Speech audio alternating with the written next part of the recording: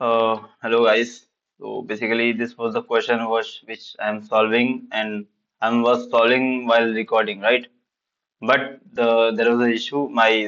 Let's see, neckband was not connected to my PC, so the audio quality in that video is very poor, and it's quite late now. Okay, it is 12:40 now. Okay, it have been the next day, right?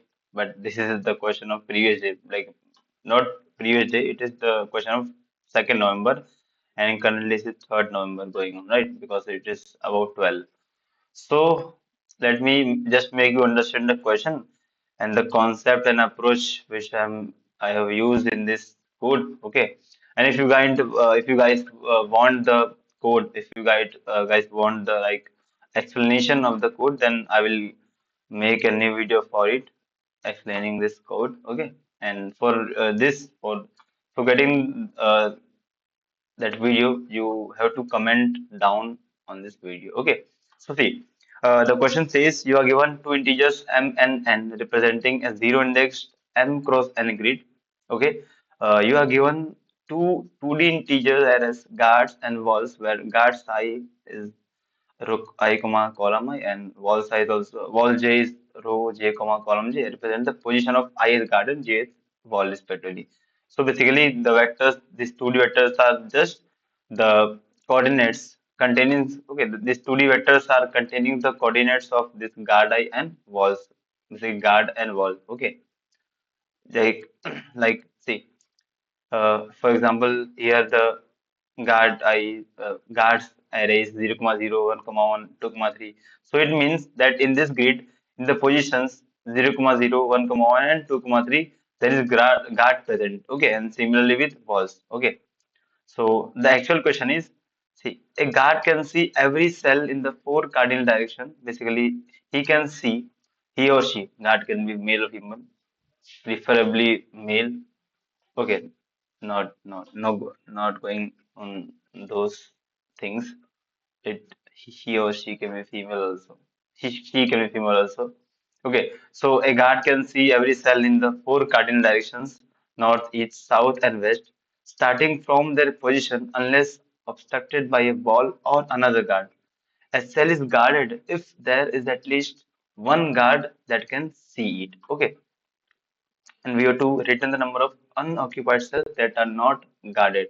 See, a guard can see in four directions: left, right, uh, down and up. Okay, basically east, west, north, and south. Okay, now see, if the guard can see how long the guard can see in one direction, basically the guard can see in one direction before the point where there are not any wall or any other guard, right? See, for example, here the guard can see only to this cell only. Why? Because after this cell in this direction, along this direction, there is a wall, right? Okay, and also the guard can't see past this grid, okay, because this is end of grid, right? So we have to find those cells which are first of all unoccupied. What is the meaning of unoccupied? Means on this cell there isn't any guard or wall. Okay. And second thing, which is not guarded, like the cell which the guard can't see. Okay, so we have to return the number of unoccupied cells which the guard can't see. Okay, see. So what was my approach here?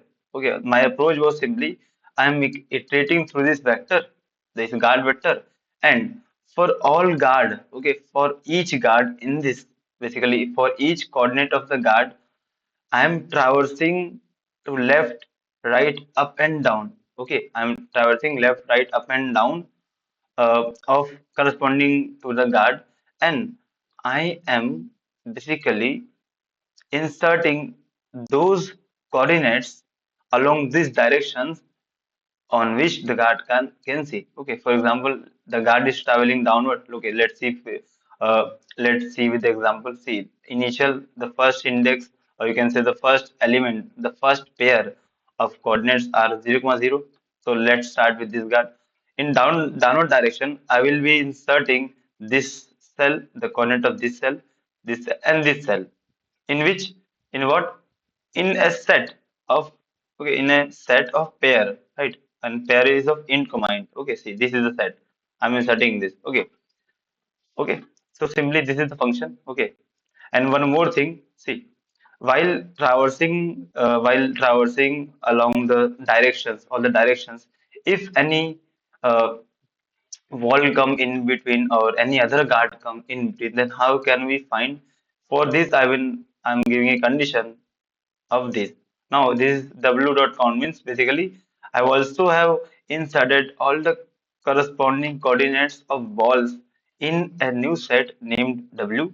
Okay, see, and uh, all the coordinates of a guard in a and in a new cell, new set G. Okay, so see, this is the function which you can see. Okay, let me, yeah, screen. See, this is the function you can see. Okay, the code is left, right, up and down. Okay, now from this function, okay, this is we have made all the set. We have all inserted all the guards in this cell G set, and we all inserted all the walls in the W. And now I'm iterating through the guards.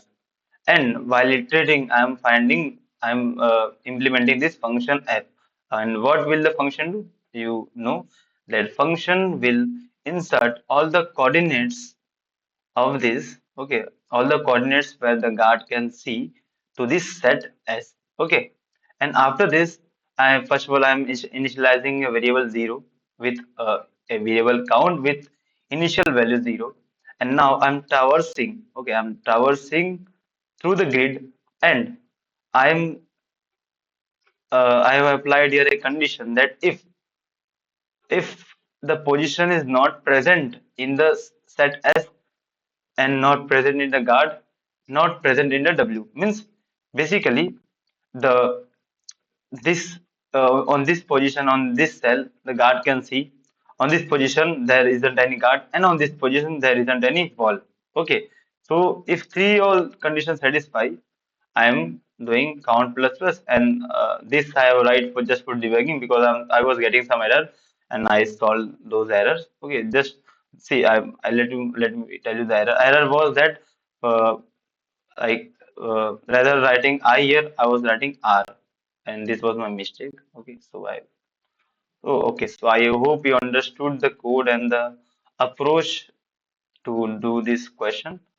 Okay, if you are getting again some doubt while implementing this code by your own or while understanding this code, please write down in comment section. I will provide the full video of this code. Okay, uh, yeah, I think that's it. So thank you.